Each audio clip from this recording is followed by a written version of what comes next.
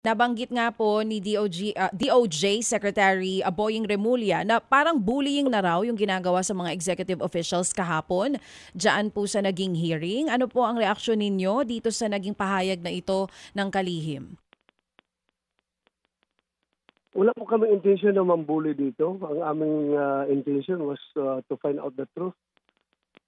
Kung uh, kung bullying ang tawag niya doon, then, let the people decide kung binubuli ba sila. Makita man ninyo yung video. Tingnan niyo yung video at kung binuli ba namin sila. Minura ba namin sila? Pinipilit ba namin sila na magsabi ng hindi totoo? Hindi naman. Ang sa amin lang naman, ang tanong ng line of questioning namin is lumabas sa katotohanan. O kung gagawin nila scapegoat yung bullying para hindi sila makapag labas ng katotohanan na tinatago nila, then posibleng ganun. Ganun ang nangyari. Ayaw sabihin na bullying na dahil ayaw na sabihin yung katotohanan. Oo. Senator, ano na pong susunod na mangyayari? Magkakaroon pa ba ng next hearing? Ipatatawag pa rin ba natin yung mga executives? Kasama pa rin po ba dyan sila Kanilaw? Hintayin natin si Chairman, si Senator Aimee kung ano yung kanyang gagawin. Hintayin natin. Oo.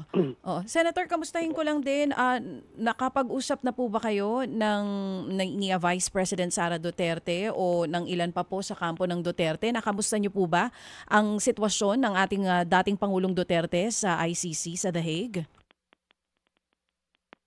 Hindi ko pa nakausap si BP Inday Sara since dumating siya from The Hague. Mm-mm. Hindi pa kami nakapag-usap. Mm-mm. Yung sitwasyon naman ni Pangulong Duterte, ayun, through Executive Secretary Bingbong Mijaldian na lang ako nakikipag-update kung kumusta si President Duterte. Okay naman daw, pero yun nga, maraming dinaramdam health-wise.